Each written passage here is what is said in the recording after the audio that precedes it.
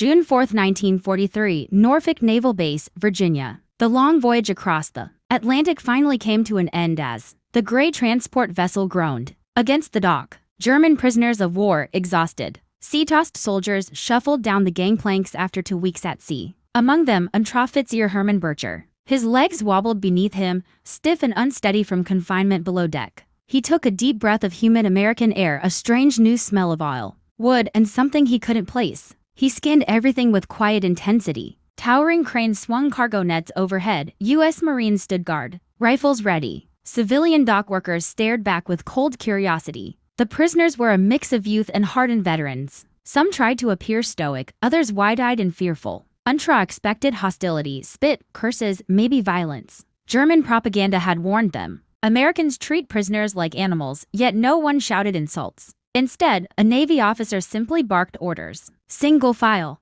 No pushing. Move smartly now. The pose reached a checkpoint where American clerks recorded names, ranks, and serial numbers. A medic briefly examined each man. When Untra stepped forward, the medic asked calmly, "You feeling all right, soldier?" Untra hesitated. English felt foreign on his tongue, but nodded. He noticed a U.S. lieutenant observing them closely, clipboard tucked under his arm. Their eyes met for a brief second.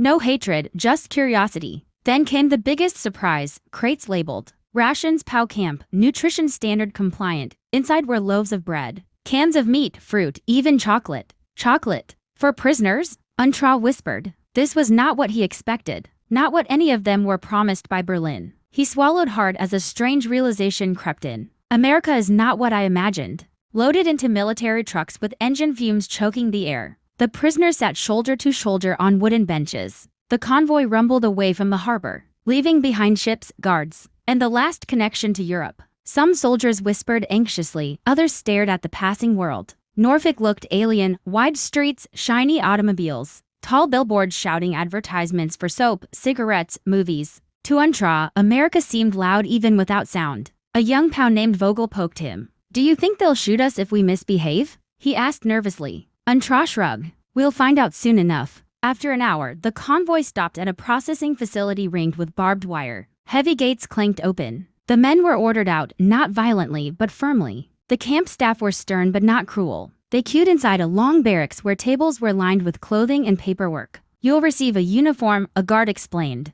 "You will be treated according to the Geneva Convention. Follow the rules and there will be no problems." Prisoners exchanged looks. Geneva Convention? Many hadn't expected Americans to honor it. One by one, their belongings were catalogued. A clerk held up Untra's worn photograph, his mother and little sister smiling on a quiet German street. "You'll get this back," the clerk said, carefully sliding it into an envelope. Untra wasn't sure whether to feel relief or suspicion. Dinner followed: warm stew, soft bread, actual butter, better than food during the final months in Germany. Some POWs cried quietly while eating, overwhelmed by the simple act of being treated humanely. When lights out came, Untra lay awake on a clean cot, staring into darkness. His world had flipped upside down. He wasn't starving. He wasn't beaten. He wasn't dead. Prison in America felt safe, and that scared him more than anything.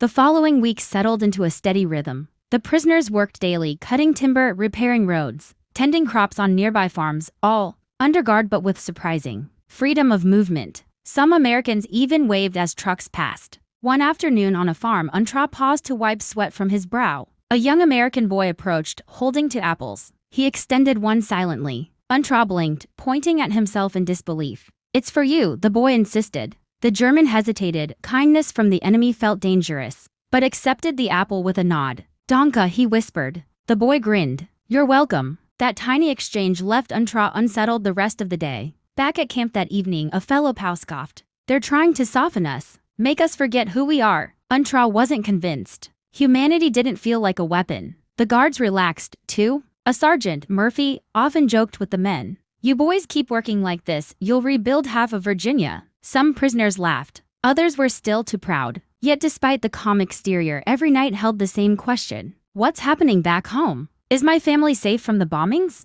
Does Germany still believe the war can be won? Letters were slow and heavily censored, inked outlines leaving only dread. But one thing was clear. In America, they were still soldiers. But they were also men allowed to breathe. Months passed. The camp transformed from a place of fear into something almost normal: sports, competitions, classes, even a choir formed. But this comfort sparked conflict among the prisoners. A group of hardcore Nazis, the Black Guards, enforced ideological loyalty. Anyone who smiled at an American, worked too willingly, or questioned Germany's future, became a target. Untra watched them closely. He knew fear when he saw it, and those men were terrified of losing belief. Their power rested on a lie that Germany remained undefeated and righteous. One night in the barracks, a heated argument erupted. "You're forgetting who the enemy is," a Black Guard leader snarled at another POW who had befriended Sergeant Murphy. "We are soldiers of the Reich. Act like it." The accused man stared at the floor, trembling. Untra stepped between them. "We are also prisoners," he said quietly, "and being treated better than many civilians back home." The room fell silent, dangerous silence. A Black Guard shoved him. "Traitor." Untra didn't fight back. He simply stared at the man with eyes that said, "I see your fear." Later that night, the guard sergeant called Untra aside. "You need to watch yourself," Murphy warned. "There are battles inside these fences too." Untra nodded. He already knew. War had followed them here, inside their minds, inside their loyalties. Sometimes the loudest battles were fought without weapons. Late 1944, the war's tide shifted. Rumors of defeat spread, but the Black Guard shouted them down. Until one day a radio broadcast removed all doubt. Germany was collapsing. POWs gathered silently as the message translated across the loudspeakers. Allied troops pushing toward Berlin, cities in ruins, millions displaced. One prisoner dropped to his knees, sobbing. Another stared blankly, whispering, "My family, my children." Untra felt the world tilt. He had hoped for peace, but not like this. Sergeant Murphy approached him later. "When this ends," he asked, "will you go home?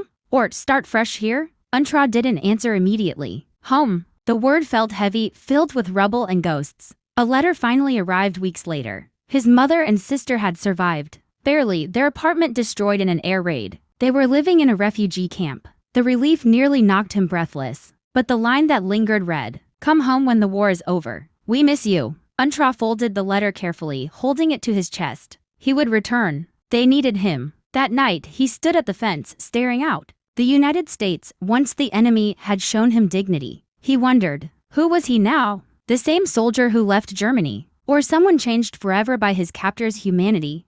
Victory in Europe, May 1945. The POW camp erupted in a strange, quiet celebration, not joy, but relief. Paperwork began. Men packed belongings. Farewells were emotional handshakes. Between prisoners and guards who had once been enemies, Murphy approached Untra one last time. "You're a good man," the sergeant said. "I hope life gives you peace." Untra replied, "You showed me respect. I won't forget that." When the final roll call echoed, Untra stepped through the gate not as a prisoner, but as a survivor, carrying memories of kindness that contradicted every lie he had been fed. The journey back to Germany felt longer than the trip to America. As the ship neared Europe, he stared across gray waters filled with uncertainty. He imagined holding his sister again, helping rebuild what was lost. He vowed to be different, to tell the truth about how he was treated. War had tried to shape him with fear, hatred, and blind obedience. America had done something far more powerful. It reminded him he was human. As he set foot on German soil, back slung over his shoulder, Untra took a steady breath.